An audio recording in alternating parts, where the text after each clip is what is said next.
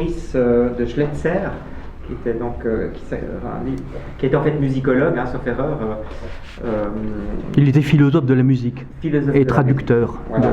Passeur de russe en français.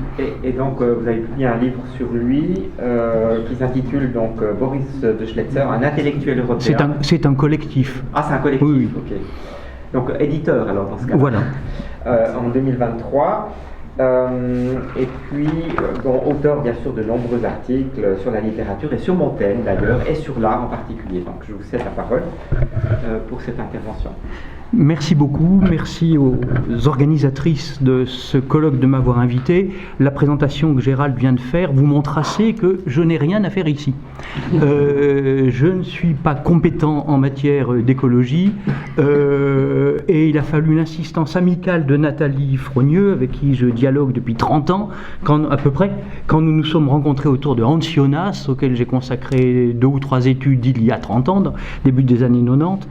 Il a fallu son assistance amicale pour que j'accepte de venir. Alors je suis beaucoup instruit et mon propos va être à peu près à l'opposé, non pas sur le fond, mais quant à quant au degré de compétence de ce que Nathalie Blanc vient de nous expliquer. Je ne suis pas du tout sur le terrain. Bref, vous avez compris. Je vais tenir le discours d'un philosophe peut-être, en tout cas d'un citoyen qui s'intéresse aux questions d'écologie, qui s'intéresse aux questions de temporalité, qui s'intéresse à la rhétorique. Ça n'est pas sans importance dans ce que je vais dire, mais qui n'a vraiment rien à dire sur le fond de ces immenses problèmes. Alors beaucoup de choses ont changé depuis le principe de responsabilité, principe responsabilité de Hans Jonas, qui m'amène ici finalement. Sur un point cependant, le problème qu'il pose reste entier. Que faire? Jonas prône une diminution de la consommation de ressources per capita, une Selbstbeschränkung, une autolimitation, et donc la question est comment rendre la sobriété désirable, pour parler comme Dominique Bourg. Comment faire adhérer la population à une renonciation à l'hubris du toujours plus. Jonas prônait, évidemment c'est la partie la plus faible de son système, enfin de sa pensée, une sorte de tyrannie bienveillante, ce qui est pour moi inadmissible, à la fois pour des raisons éthico-politiques que je ne développe pas, mais aussi pour des raisons d'efficacité.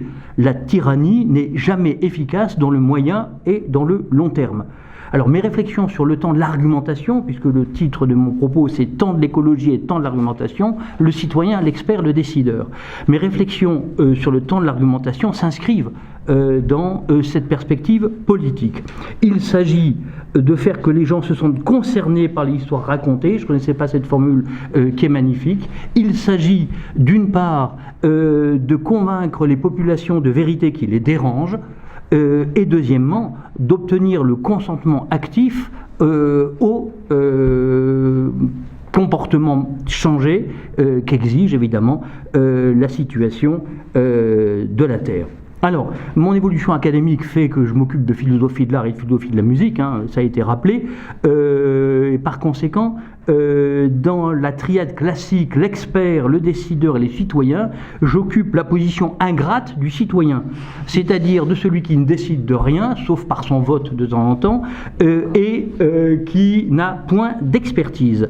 Pourtant, la position du citoyen est décisive en régime démocratique, parce que ce sont bien les citoyennes et les citoyens qui, à l'arrivée, doivent voter, décider, choisir des décideurs,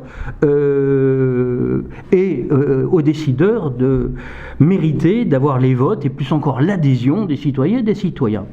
Alors j'ajoute que le partage classique entre experts, décideurs et citoyens n'est qu'une simplification qui est provisoirement utile mais qui est insatisfaisante sur le fond. D'abord, être citoyen n'est pas un statut, c'est un ensemble de droits et de devoirs. Deuxièmement, la catégorie de décideurs couvre des situations extraordinairement diversifiées, économiques ou politiques, du petit artisan local qui est un décideur au Premier ministre et un autre type de décideur. L'expert, enfin, ne l'est que dans un domaine extrêmement spécialisé, technique et limité, qu'il soit chercheur ou qu'il soit simplement un praticien qui est aussi un expert. Ces trois catégories sont poreuses. le même individu peut être à la fois décideur et expert tout en étant naturellement citoyen. Par exemple, un agriculteur, un entrepreneur ou un médecin qui est bourgmestre, maire comme on dit en France, d'une ville moyenne, ou grande d'ailleurs. Surtout, il existe une expertise propre aux citoyens. Comme l'écrit Jean-Michel Bélorgey, qui est conseiller d'État en France et ancien ministre socialiste français, je cite, « Le citoyen sait des choses que le décideur ne sait pas. L'expertise citoyenne est plus grande que ne l'imaginent souvent des décideurs qui inclinent à estimer les experts à l'aune de leur docilité. » Il faut aussi rappeler qu'entre les citoyens, les décideurs et les experts se situent les associations, qui tiennent un peu des trois, qui peuvent être des syndicats, des associations militantes, mais aussi des lobbies. J'évoquerai simplement un slogan que je trouve très intéressant du groupe militant gay ACT UP Paris, très actif et même activiste dans les premières décennies du sida. ACT UP soutenait contre l'arrogance d'un certain discours médical que, en matière de sida, les malades sont les véritables experts. Alors, je n'ai jamais été totalement convaincu par l'idée que les malades étaient les seuls experts, mais que les malades du sida, d'autres, soient experts, me paraît une chose parfaitement exacte, et donc je tenais à le dire ici.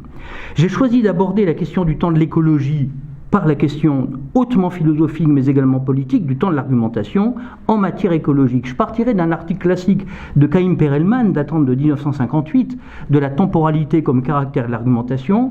Je commencerai par rappeler l'idée centrale de cet article avant d'examiner comment les argumentations de l'expert, du décideur, du citoyen peuvent être utilement confrontées sous le prisme de la temporalité argumentative en passant par la distinction essentielle récemment proposée par Bernard Manin entre discussion collective et délibération. Donc grand 1, argumentation et temporalité. Je parle de la distinction entre argument et démonstration. Nous sommes en dehors des mathématiques et de la logique formelle dans le domaine de l'argumentation. La démonstration est nécessaire, je dis des choses très ramassées, très rapides et un peu sommaires bien entendu, mais c'est juste pour rappeler le cadre. La démonstration est une inférence nécessaire, si elle est formellement correcte, elle est définitive. Si une démonstration mathématique ou logique apparaît bien à un moment précis de l'histoire humaine, comme la démonstration du théorème de Pythagore, elle est comme hors du temps une fois qu'elle a été établie. Peu importe d'ailleurs le temps qui peut s'écouler entre la formulation d'un problème et sa solution. Le temps pris à résoudre un problème de ce type n'est pas un des paramètres du problème à résoudre. Exemple, le problème géométrique de Pappus d'Alexandrie, 4e siècle après Jésus-Christ, a été résolu par Descartes en 1637. Il s'est donc passé 1200 ans. De même, le grand théorème de Fermat sur la théorie des nombres, formulé vers 1660, a été démontré en 1994, il y a 30 ans, par Andrew Wiles. Il a donc fallu, là aussi, je compte pas, 300 ans. Il en va différemment de l'argumentation. Un argument, dit Perelman, est une raison non contraignante. Alors l'argument est une raison, non une simple opinion, une affirmation gratuite ou une croyance subjective. Mais cette raison n'est pas contraignante, contrairement à une démonstration logique, car on peut toujours trouver ou penser pouvoir trouver un jour un argument contraire qui soit plus fort ou plus convaincant que lui. Conséquence, le concept d'argument implique qu'aucun argument ne puisse être considéré comme définitif. S'il était définitif, il changerait de catégorie, ce ne serait plus un argument, mais une preuve démonstrative. Tout argument vit donc, que ce soit dans l'argument écologique comme n'importe où ailleurs, sous la possibilité de son déclassement. Le temps appartient intrinsèquement à l'argumentation, aucune argumentation n'est fermée dans le temps, elle peut toujours être réouverte et relancée. Alors c'est éminemment le cas des questions de philosophie morale, juridique, politique, métaphysique. Les controverses sur le juste, sur le bien ou sur le meilleur régime politique sont à jamais ouvertes. Le temps interne à l'argumentation, dont je viens de donner le motif, le temps réel concret qu'occupe une argumentation, se prolonge ainsi en temps externe potentiel, dont la durée est indéfinie. Il peut toujours y avoir un article, une invention, un colloque, quelque chose qui va réouvrir un débat dont on avait cru pourtant trouver la meilleure solution. Mais le lien entre argumentation et temporalité présente une autre facette qui est plus importante en réalité. Le temps indéfiniment ouvert de la raison argumentative n'est pas compatible avec les exigences de la vie pratique. Comme le dit Perelman, l'argumentation qui sollicite une adhésion est avant tout une action en vue de déclencher une autre action. L'action de l'orateur, orateur étant un terme très générique pour désigner celui qui propose une argumentation, l'action de l'orateur visant à déclencher une autre action, par exemple le renoncement à prendre l'avion tous les jours, ou enfin des choses comme ça. Bon. Et on est étonné de lire sous la plume du philosophe modéré qu'était Perelman la phrase suivante: l'action de l'orateur est une agression. Je trouve étonnant qu'il ait écrit ça. Une agression parce que toute argumentation vise à faire adhérer l'auditeur à une thèse qu'il n'admettait pas et qui peut entraîner, s'il y adhère, l'auditeur, des conséquences désagréables pour lui, comme le renoncement à un niveau de consommation élevé. L'orateur se heurte à des résistances parce qu'il faut faire bouger l'auditeur, l'arracher à son inertie, lui faire prendre conscience, etc., etc. Ces idées énoncées il y a 65 ans sonnent étrangement à l'heure de l'anthropocène et du défi climatique. Si les philosophes argumentent par souci de la vérité ou pour le plaisir de la controverse, la plupart des argumentations développées par l'être humain visent à préparer et justifier une décision pratique. Les problèmes techniques, médicaux, politiques, économiques, militaires ou sentimentaux appellent des réponses concrètes, de préférence rapides, mais des réponses qui, si on veut rester rationnel, demandent à être argumentées. Cela signifie que dans ce genre de situation, le temps nécessaire à la résolution du problème fait partie du problème. C'est un des paramètres du problème. Or, cette situation crée un problème de second degré portant sur la quantification de ce temps que l'on prend à argumenter. Il y a un problème de premier degré, mettons, c'est celui du chirurgien qui découvre pendant l'opération une difficulté imprévue. Bien. Son problème de second degré est de déterminer de combien de temps il dispose pour réfléchir et décider ce qu'il va faire. Il ne dispose pas d'un quart d'heure, évidemment. J'imagine que dans de nombreux cas, le temps de réflexion du chirurgien se compte en secondes, et il décide en un quart de seconde qu'il n'a que quelques secondes pour réfléchir. Bon. Alors, le temps de réflexion d'un général en difficulté sur le champ de bataille, pour adapter son dispositif tactique, se compte sans doute, je n'en sais rien, en quart d'heure. Le temps de réflexion d'un chef de gouvernement qui vient de perdre les élections se compte sans doute en jours. Le temps de réflexion d'un tribunal peut être beaucoup plus long, mais s'il est trop long, il finit par créer de l'injustice. Mais dans tous les cas, la réflexion est sous contrainte d'urgence. Il faut, en quelques secondes, en quelques heures ou en quelques jours, mais toujours dans un temps limité, poser le problème correctement, examiner toutes les facettes, découvrir le point de la question, etc., etc., peser le pour et le contre, des divers scénarios, hypothèses et conséquences prévisibles, évaluer les conséquences anticipables, etc. Il faut trancher, et toujours en situation de sous-information par rapport à une situation idéale autant qu'impossible dans laquelle le décideur disposerait de toutes les informations nécessaires. Je résume, dans toutes ces argumentations concrètes, la brièveté du temps imparti pour résoudre le problème fait partie des données du problème à résoudre, et le temps encore plus bref que l'on peut se donner pour déterminer de combien de temps on dispose pour réfléchir, ce temps de second degré doit être déterminé de façon presque irrationnelle. Pourquoi presque irrationnelle ? Parce qu'on pourrait aller à l'infini, se demander de combien de temps je dispose pour décider du temps dont je dispose, pour décider dont je dispose, pour enfin réfléchir et finalement par décider. C'est pas possible. Donc il y a un moment où la décision sur le temps dont je dispose vient de l'expérience, de l'intuition. Bon, voilà. J'ajoute que la détermination du temps disponible pour l'argumentation n'est pas seulement une exigence argumentative, comme je pense l'avoir montré, elle est souvent aussi une exigence morale ou déontologique, une exigence du métier ou de la fonction. Pensons au juge d'instruction qui doit s'accorder tout le temps nécessaire avant de prendre une décision lourde de conséquences, mais s'il traîne trop, c'est au détriment de la liberté ou de l'honneur des suspects. On dit souvent le temps c'est de l'argent, mais le temps c'est aussi de la liberté, de l'honneur et parfois de la vie. C'est évidemment une question cruciale en matière écologique. De combien de temps disposons-nous pour réfléchir aux mesures à prendre contre l'extinction des espèces, l'acidification des sols, le réchauffement climatique, etc. Bien des débats tournent autour de cette question, du temps dont on dispose. La notion d'urgence qu'on emploie souvent et que je ne conteste pas comme mot mobilisateur ou rhétorique, mais en réalité, du point de vue conceptuel, c'est faible. Parce qu'urgence, ça ne veut rien dire en réalité. Oui, c'est urgent, mais urgence, c'est combien de temps, vous voyez je ne conteste pas l'emploi de ce mot, mais il laisse entier un problème. C'était le premier temps, le premier moment de mon exposé. Deuxième moment, discussion collective versus délibération. Alors, les réflexions qui précèdent concernaient le temps de l'argumentateur. et notamment du décideur, le chirurgien, le général, le chef de gouvernement, etc. J'en viens au temps de l'argumentation elle-même, et je ne vais prendre en compte que l'argumentation collective, qui est celle qui nous importe principalement en matière écologique, et non pas l'argumentation avec soi-même, ou l'argumentation dans un tout petit groupe de 2 ou 3 personnes. Alors le temps concret d'une argumentation collective ou d'un débat est complexe, précisément parce qu'argumenter, c'est agir sur les croyances et les passions d'autrui, ce que la rhétorique classique d'Aristote à Quintilien rappelle sans cesse. L'orateur doit adapter son discours et les arguments à ce qu'il comprend de la dynamique d'écoute de son auditoire. Il faut arriver à convaincre les gens. Or, les modalités concrètes d'organisation du débat jouent un rôle central dans cette dynamique temporelle, qui a un rapport étroit avec la dynamique de la persuasion. Il faut faire prendre conscience de la nature et de l'ampleur des problèmes, inciter les auditeurs à modifier en profondeur leurs croyances, et ayant modifié leurs croyances, de modifier leur comportement.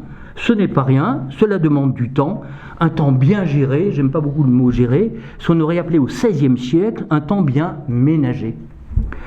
Alors je me réfère ici à un article fondamental de Bernard Manat, le grand théoricien du gouvernement représentatif.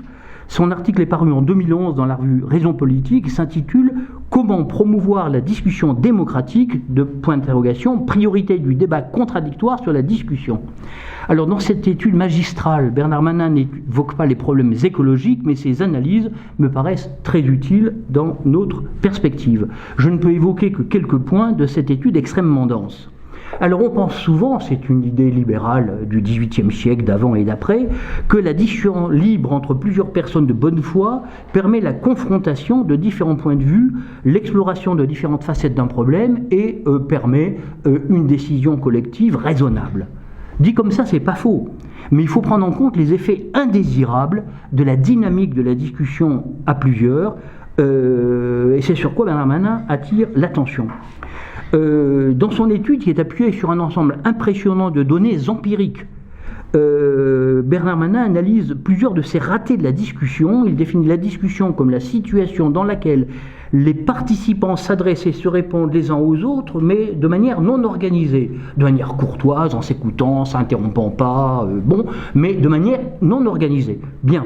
Alors il y a plusieurs difficultés, mais les 2 principaux écueils sont le biais de confirmation, quelque chose d'assez connu, et ce que l'on appelle la polarisation de groupe, ce qui l'est peut-être un peu moins. Alors le biais de confirmation, ça désigne un fait psychologique banal et puissant que vous avez tous éprouvé dans votre vie, qui est que les individus ne traitent pas l'information de manière neutre et objective. Nous avons tous tendance à donner plus de poids aux faits et aux arguments qui vont dans le sens de nos croyances et de nos préférences qu'à ceux qui les contredisent. C'est irrationnel, mais c'est inévitable. La discussion libre ne permet pas, dit Bernard Manat, de réduire cet inconvénient. Alors que d'après lui, la délibération, nous allons voir comment il l'a défini, le permet. La polarisation de groupe, c'est un autre problème. C'est un phénomène que l'on peut aussi observer dans nos conversations privées. Loin de rapprocher les points de vue, la discussion peut, ça ne veut pas dire qu'elle le fait toujours, mais la discussion peut conduire les individus à radicaliser leur thèse. Dans un collectif assez important comme une association ou un syndicat, si 2 ou 3 groupes de participants ont des opinions légèrement différentes au sein de cette association ou de ce syndicat, la discussion collective peut conduire, c'est souvent observé d'ailleurs, peut conduire à un accroissement de l'écart entre les positions des groupes qui participent à cette discussion dans ce grand groupe général. Les travaux de psychologie sociale, écrit Bernard Manat, soulignent que contrairement à ce qu'on pourrait attendre, les opinions ne convergent pas vers la moyenne. L'idée centrale est que la simple diversité des opinions et des arguments ne conduit pas nécessairement à une décision plus éclairée. La logique de la discussion et de sa montée aux extrêmes peut conduire à la rupture ou à la scission. L'analyse historique des groupes politiques, qu'ils soient centraux, de gauche, de droite, d'extrême gauche, d'extrême droite, montre à foison ce genre de logique de polarisation des oppositions dans le cadre de la discussion et finalement de scission. Voilà. Alors, ajoutons que ces 2 ratés de la discussion, le biais de confirmation et la polarisation de groupe, se combinent. Et ils se combinent défavorablement. Là encore, Bernard Manat cite des études empiriques. Les groupes traitent l'information, donc les groupes au sein, les différentes sensibilité, comme on dit, au sein d'un syndicat, par exemple, d'une association militante. C'est ça les groupes. Hein. Les groupes traitent l'information de manière encore plus biaisée que les individus. Il y aurait une tendance dans un groupe au sein d'une association à privilégier encore plus que les individus isolés l'information qui va dans le sens de ses positions et symétriquement. Le biais de confirmation est renforcé par la polarisation de groupe. Alors on est mal parti. Quand la discussion ne concerne pas un ensemble de personnes physiquement présentes au sein du même endroit, au même endroit, mais un groupe beaucoup plus large et non co-présent, comme l'électorat par exemple, alors les groupes deviennent des enclaves où chacun n'est plus exposé aux positions et arguments opposés aux siens. C'est une question fondamentale dans les discussions politiques, syndicales, militantes, associatives, comment s'exposer aux arguments opposés aux siens. Moi, il m'arrive de m'obliger à lire des journaux dont les positions sont détestables pour moi, mais en me disant, Bernard, tu dois faire un effort. C'est comme ça qu'on se parle. Pardon ? Je dis, c'est comme ça qu'on se parle. Voilà, exactement. Bernard, tu dois faire un effort et tu dois lire, bon, je ne dirai pas quels journaux, mais ceux que je déteste. Bon, voilà. D'ici à me faire écouter CNews, il y a quand même un pas que je n'ai pas encore franchi. Je reviens à mon texte. Quand la discussion ne concerne pas un ensemble de personnes physiquement... Ah oui, ça je l'ai dit, pardon, excusez-moi. Alors, quel remède ? La délibération, telle que Bernard Manat l'a définie, la délibération organisée de façon telle que chaque participant est contraint d'entendre les arguments pour et contre, selon la méthode du tribunal. L'idée, c'est qu'on soit, oui, contraint, obligé, enfin peu importe ici la différence, à entendre des thèses, des arguments qui vont contre ses propres convictions. Et là, je lis un passage un peu plus long de l'article de Bernard Manat. La délibération collective doit être structurée par un partage des rôles entre ceux qui avancent les arguments pour et contre et ceux qui délibèrent et qui décident. On pourrait figurer schématiquement cette structure comme un triangle, donc c'est un cas très simplifié, hein. Deux orateurs présentent les arguments pour et contre une mesure considérée devant le public délibérant qui va choisir. Dans une telle configuration, les orateurs ne s'adressent pas les uns aux autres, ils ne tentent pas de se persuader mutuellement, ils cherchent à persuader l'auditoire. Pour permettre la prise en compte des raisons opposées, il est souhaitable que sur une question donnée, c'est toujours Bernard Manat qui parle, un débat contradictoire oppose des orateurs devant le public délibérant.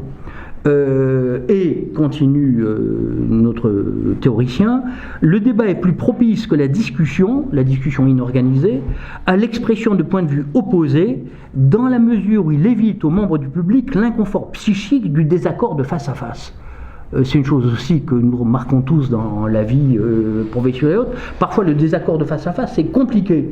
Et donc, on atténue un peu sa position, on ne veut pas blesser l'autre, on n'a pas envie d'un conflit, enfin bon, bref. Bon, l'humanité est un peu comme ça. Si ce sont deux orateurs qui sont frontalement, mais qui n'essayent pas de se parler l'un à l'autre, qui parlent au public l'un après l'autre, cet inconvénient, cet inconfort est annulé. Alors, cette méthode entraîne une temporalité particulière de la délibération. Le temps de l'information double, avec argumentation pro et contra, par les deux orateurs. Première époque. Premier moment. Deuxième moment, le temps de la discussion libre, qui est ici réintroduite. Une fois que le public délibérant a entendu les deux orateurs plaider pro et contra, la discussion libre est inorganisée, peut s'engager. Tout le monde a été exposé, de gré ou de force, aux argumentations contradictoires. Donc la discussion libre est sauvegardée comme moment de la délibération. Ensuite, le temps de la réflexion individuelle, puisqu'il s'agit après de voter, puis le temps de la décision collective. Alors, un tel modèle, que je trouve personnellement très intéressant, peut-il être de quelque utilité dans les questions concernant l'écologie ? Ce n'est pas certain du tout. Ce modèle, Bernard Manat le précise bien, ne peut fonctionner que sur des problèmes précis, parfaitement délimités, pouvant donner lieu à 2 ou 3 ou 4 solutions alternatives envisageables. S'il y a 3 solutions, il y a 3 orateurs. Bon, s'il y a 4 solutions, il y a 4 orateurs. Il faut que le problème soit précis et il faut que les solutions soient en nombre fini et elles-mêmes précises. Or, ce n'est pas le cas des problèmes écologiques. Et j'en viens à mon point 3, l'enchevêtrement écologique. Je l'appelle comme ça, c'est pas un titre excellent, mais ça me permet de... Enfin voilà. Les problèmes écologiques combinent toutes les difficultés possibles et imaginables, ce qui produit un sac de nœuds, que j'appelle enchevêtrement. Alors j'évoquerai juste pour mémoire le problème très connu du caractère asynchrone des temporalités. C'est très connu, le temps très long du changement climatique, etc., même si ça s'accélère, le temps très court et haché des systèmes démocratiques, le décalage entre les décisions politiques, leur application, leurs effets observables, et enfin l'évaluation collective et sérieuse de ces effets. Bon, ces décalages temporels, qui sont un énorme inconvénient, sont bien connus. Alors j'ajoute un élément qui est peut-être moins souvent évoqué, qui concerne le caractère continu ou discontinu de l'exposition aux informations pertinentes. L'expert, notamment le chercheur universitaire, a un accès continu à l'état du débat, du moins dans son domaine de spécialité. Bon, c'est la moindre des choses. Alors que les citoyens, toujours, et les décideurs, souvent, n'accèdent à l'évolution des informations au status quaestionis que de façon discontinue, à l'état de l'art comme on dit maintenant, que de façon discontinue. Pour illustrer ce point, je vais prendre un exemple d'actualité en France et en Allemagne, celui de la légalisation du cannabis, dont la culture, la possession, la vente et l'usage, 4 points, hein, culture, possession, vente, usage, sont interdites en France. Sous des conditions très strictes, l'Allemagne vient de légaliser la culture, la possession, la vente et l'usage du cannabis. Alors, les argumentations concernant les méfaits du cannabis, plus ou moins grands, plus ou moins ceci, cela, c'est un débat. Ces argumentations sont anciennes et comme il est normal, ces argumentations sont contradictoires. Il y a plusieurs points de vue argumentés. Les experts ne sont pas tous d'accord, d'autant que l'expertise concernant les 4 dimensions du problème, la culture, la possession, la vente, l'usage, relève de compétences différentes. La dictologie, la santé publique, la sociologie, le droit, l'économie et les sciences politiques principalement, mais sans doute d'autres disciplines auxquelles je ne pense pas aussi. Ces discussions de spécialistes se déroulent sur un temps long et continu. Bon, j'insiste sur l'idée de continuité, mais les débats des experts apparaissent de manière discontinue dans le débat public, sur une logique qui est celle des médias, du zapping, de l'actualité. La décision allemande vient de remettre en France, peut-être ailleurs aussi, le débat sous le feu de l'actualité, mais c'est déjà en train de passer, on va discuter d'autre chose. Alors que ces débats se poursuivent de façon continue dans les cercles académiques, chez les spécialistes et aussi bien sûr dans les associations pour et contre qui peuvent exister. Hein. Le simple citoyen ou le décideur, tout au contraire, n'apporte une attention discontinue à ce problème. C'est par secousses que certains débats réapparaissent dans le débat public. Hein, tous les 3, 4, 5 ans, la question de la légalisation du cannabis. Cabanis, c'est un juriste, c'est autre chose. Quel lapsus. Donc, tous les 3, 5 ans, cela réapparaît. Or, cette temporalité argumentative collective, par secousse ou par saccade, c'est à mon avis la marque d'un débat figé. C'est un débat qui ne mûrit pas, qui n'avance pas. Et quand on a un certain âge, on voit réapparaître tous les 5 ans les mêmes arguments la plupart du temps. Alors, ce problème de la légalisation du cannabis nous présente en petit les difficultés que les questions écologiques présentent en très grand. Si l'on prend en compte tous les paramètres que devrait respecter une délibération collective sur le changement climatique, la décarbonation, etc., on aboutit à une aporie. Caractère mondial du problème, inexistence d'un public mondial. Bon, le public délibérant dont parle Bernard Manin dans cette théorie, mais là il faudrait un public mondial de plusieurs milliards d'êtres humains. Donc, ça n'est pas possible. Donc, délégation de la discussion à des instances interétatiques. Désir, dans le cas des questions écologiques, désir particulièrement puissant de ne pas voir le problème, parce qu'on devine l'ampleur des transformations d'existence nécessaires à la résolution du dit problème, déni, climato-scepticisme, complotisme, après moi le déluge, comme il a été évoqué hier, ou au contraire, désespoir, solastalgie, collapsologie, effondrisme, tout ce que Catherine et Raphaël Larère appellent aveuglement catastrophiste. Bon, j'ajoute la démultiplication des compétences scientifiques requises pour traiter les différents problèmes, sous-problèmes et sous-sous-problèmes posés par la question écologique. Enfin, bon, ça se diversifie à l'infini. Quant au simple citoyen, je reviens à lui, s'il veut se renseigner sérieusement sur une des questions en discussion, il faut qu'il y passe un temps considérable. L'information a un coût financier et psychique, et les êtres humains ne désirent en général pas s'exposer à des informations qui les dérangent. C'est un acte de vertu, peut-être surérogatoire, que de chercher des informations dont il y a tout lieu de penser qu'elles me seront désagréables.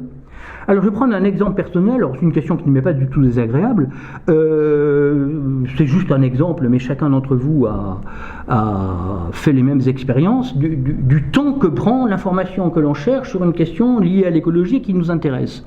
J'ai décidé, parce que ça m'intéressait, de m'informer sur les méga-bassines de rétention d'eau qui ont suscité en France de vifs et violents débats. Je ne sais pas si Nathalie Blanc, qui est géographe, a une opinion, elle en a certainement une. J'ai cherché ici et là, et j'ai lu ce qui m'a paru être un excellent article de Magali Reguezza, géographe et membre du Haut Conseil pour le climat, et de Florence Abetz, qui est directrice de recherche au CNRS, le FNRS français, en hydrométéorologie et professeur à l'ENS-PSL de Paris. Pourquoi je cite leur titre et fonction? Parce que c'est une présomption de sérieux, ce ne sont pas des preuves absolues, mais c'est une présomption de sérieux. J'ai jugé que cet article était excellent, alors que je n'ai aucune compétence sur le fond, c'est bizarre, mais je m'autorise un principe d'Aristote, qui est très important, je trouve, qui est au début du livre 5 de son traité sur les parties des animaux. Dans ce texte, Aristote écrit « Dans la connaissance et la recherche, theoria kai methodos, il y a deux attitudes, tropoi tes exeos, deux manières de procéder. La première est la science de l'objet, épistémé tout pragmatos, bon, c'est la compétence sur le fond. La seconde, dit Aristote, c'est la paideia. Alors ce mot est très difficile à traduire, hein. C'est l'éducation, c'est la culture, c'est bon. Et voici le point important. Le propre d'un homme cultivé, traduisons comme ça, dit Aristote, pepaidomenos, celui qui a la paideia, le propre d'un homme pepaidomenos, c'est d'être apte à porter un jugement qui tombe juste sur la manière correcte ou non suivant laquelle on fait un exposé. Je ne connais rien à telle question, mais j'ai assez de paideia pour me dire c'est bien expliqué, c'est bien construit, bon voilà. Sans m'autorisant de ce principe que j'ai décidé que l'article sur les méga-bassines était excellent. Alors je déborde un peu ce qu'autorise Aristote, hein, parce qu'Aristote dit simplement que je suis apte à juger de la qualité formelle de l'exposé. Or en déclarant à moi-même que cet article est bon ou excellent, je porte un jugement sur le fond. Mais on pourrait admettre que les qualités formelles d'exposition ne sont jamais de pure forme, et que quand on a un peu de métier, on peut avoir un avis prudent, certes, sur le contenu d'un papier sur lequel on n'a aucune compétence, en évaluant la manière dont il est construit et argumenté. Alors cet article, et c'est ça aussi que je voulais dire, n'est pas un tout fermé sur soi. Cet article en ligne ouvre deux arborescences. La première, ce sont les articles ou documents auxquels il renvoie. Il suffit de cliquer et ça renvoie à un document, à un autre article, etc. Bon, voilà. La seconde, ce sont les commentaires qui sont de très bonne loi, hein, qui suivent, bon, que les internautes peuvent déposer, qui renvoient eux-mêmes à d'autres études. Alors évidemment, j'ai décidé de m'intéresser à cette question. Bon, j'éclique, puis à un moment, c'est plus possible. Hein, voilà. Ça part dans tous les sens. Je m'arrête. Je n'ai ni le temps, ni l'énergie, ni même le désir d'ailleurs d'aller tout explorer. Je ne vais pas devenir méga bassinologue. Donc je m'arrête. Donc le citoyen que je suis ne peut pas se transformer en expert, il n'en a ni le temps ni le désir. Et à l'arrivée, je n'ai pas d'idée totalement claire sur les méga-bassines, alors que je suis persuadé que cette question portant sur la gestion collective de l'eau, qui devient ressource rare sous nos climats et l'est déjà pour une très grande partie de l'humanité, est une question décisive. Quel est le risque d'une pareille situation? Il me reste une dizaine de minutes. Oui, parfait. Quel est le risque d'une pareille situation? C'est que le citoyen, le décideur, se contente d'une information moyenne et insuffisante. Il est très difficile d'échapper à ça. Et je me référerai brièvement ici à Herbert Simon, qui a obtenu le prix Nobel d'économie en 1978 pour ses travaux sur la rationalité limitée. Je vais simplifier beaucoup. Mais Herbert Simon montre que le concept d'agent économique rationnel, weberien ou paretien, enfin bon, est contestable. Ce modèle d'agent économique, je dispose de toute l'information nécessaire, je calcule le choix optimal ou maximal, je ne fais pas la différence ici, c'est-à-dire le plus rentable, et j'investis en conséquence de ce calcul. Mais Herbert Simon fait une observation très simple et très importante, l'information a un coût. Et l'agent économique ne peut pas deviner s'il vaut la peine de dépenser temps et argent pour obtenir une information supplémentaire qui peut-être lui permettra un investissement plus avantageux, mais peut-être aussi ne lui servira à rien. Autrement dit, j'ai de l'argent, je ne sais pas comment, que je vais investir, je ne sais pas où, j'ai plusieurs possibilités, est-ce que ceci ou cela est plus rentable, est-ce que je cours plus de risques ici ou là, il faudrait que je me renseigne davantage, mais je me renseigne davantage, ça coûte de l'argent, et puis on a de nouveau un phénomène d'arborescence, donc l'optimisation intégrale n'est pas possible. Et donc, dit Herbert Simon, il est vraiment dans le domaine de l'économie, au fond, à l'optimisation prévue par la pensée économique classique, il faut préférer la simple satisfaction. Un moment où je trouve un investissement qui me paraît satisfaisant, je le choisis, alors même que je sais que peut-être en cherchant mieux, j'aurais trouvé quelque chose d'encore plus rentable. Bon, ce raisonnement fonctionne très bien dans la vie ordinaire. Si vous trouvez la machine à linge dont vous rêvez à un prix raisonnable dans un magasin ou sur Internet, vous ne vous dites pas qu'en consacrant 3 ou 4 heures de plus ou un jour ou deux de plus sur Internet ou dans votre ville, vous allez peut-être trouver le même modèle pour moins cher.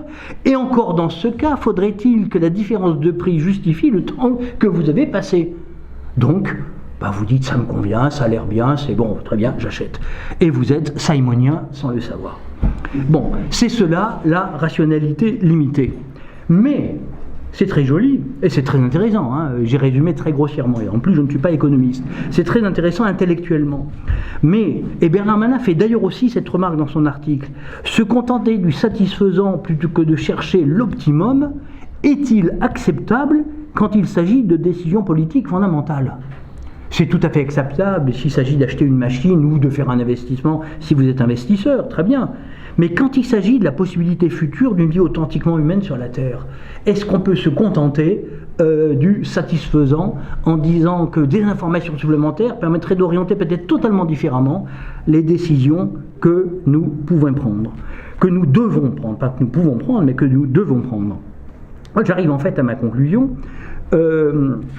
La conclusion plutôt fâcheuse de ces considérations est qu'aucune des conditions nécessaires à une argumentation complète entre les personnes concernées, c'est-à-dire tous les êtres humains actuellement vivants et devant vivre dans l'avenir indéfini, n'est réunie quand il est question d'écologie.